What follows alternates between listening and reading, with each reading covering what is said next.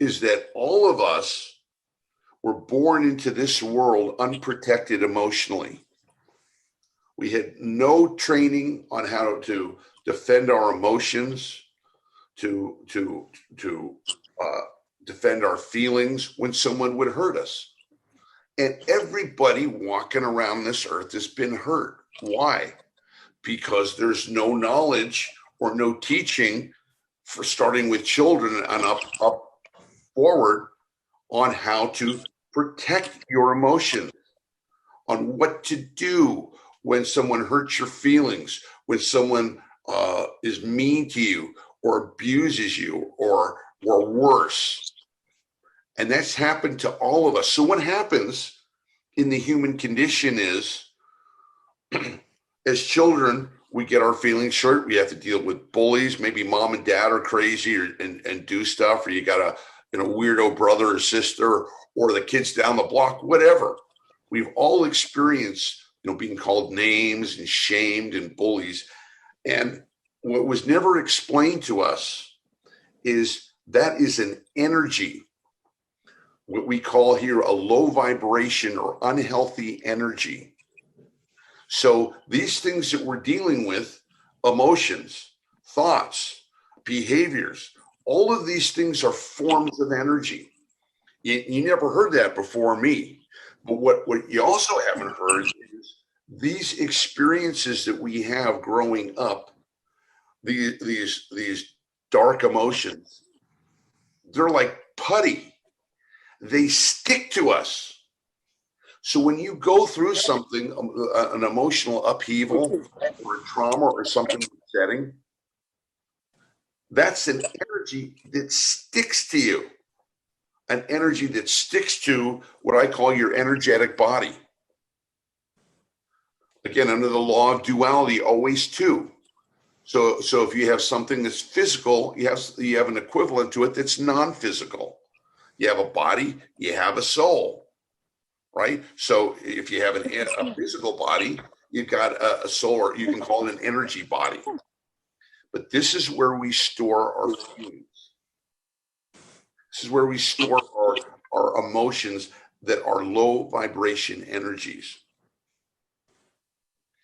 And over time, they stay stuck and they become part of who you are.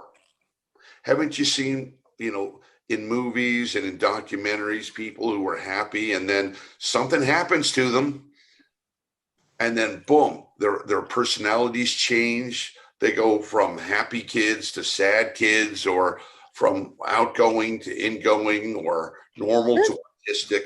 Lucy. You see that all the time. Lucy. Who's ever calling Lucy? Could you mute yourself? Hope you find Lucy. Thought we were muted. Sorry, honey. No worries. So no one ever told you that. What? There's something that's stuck into me. Yeah. And it's not only me saying that, even though I found that out years ago. Now there's a psychiatrist on the New York Times bestseller list who's saying the same thing, that your body keeps score and doesn't forget the pain that you've been through.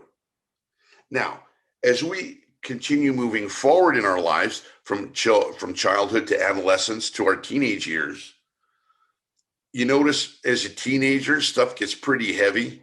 You go to adolescence and you got all this drama going on, because that stuff starts to, come to a head. At least it did for me, probably did for you, dealings of, you get into high school and the voice is going, you're not good enough, or if you don't make the baseball team, or you get cut for football, you're not good enough, or you got a crush on Mary Lou and Mary Lou doesn't like you. You're not like, so you got these energies not only stay in you, but they actually are punching you. They're actually tormenting you and causing you stress and causing you negative emotions, anxiety, worry, stress, doubt, fear. Now, Yeah, you have some good times too, but you're also dragging this 50-pound cannonball around. Now, some people have more or less, but everybody has this experience, whether they acknowledge it or not. And then you move into adulthood, carrying this stuff inside you, right, that you're not aware of, and it's influencing you, it's shaping you, it's having an effect on everything in your life, your relationships with the opposite sex, or with your coworkers, or people in general, your ability to make money or not make money, your ability to stay healthy or slim or not, your ability to be happy with yourself or not. And pretty soon, by the time you get in your 30s, maybe 40s, you're carrying around all this stuff, and and you wanted life to go this way, and it went the other way. You're going, what the heck's going on? Why is my life this way? How come it's not going the way I want it to? Yeah, it does sometimes. Sometimes it goes my end, and sometimes it doesn't.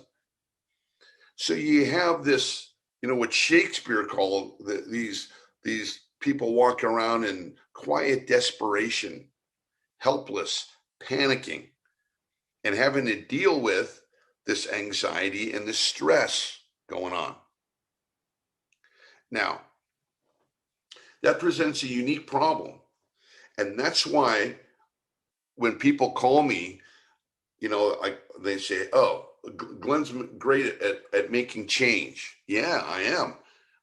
Rapid change. I change whatever people come to me for, I change it. But that's not the end. It's just the beginning.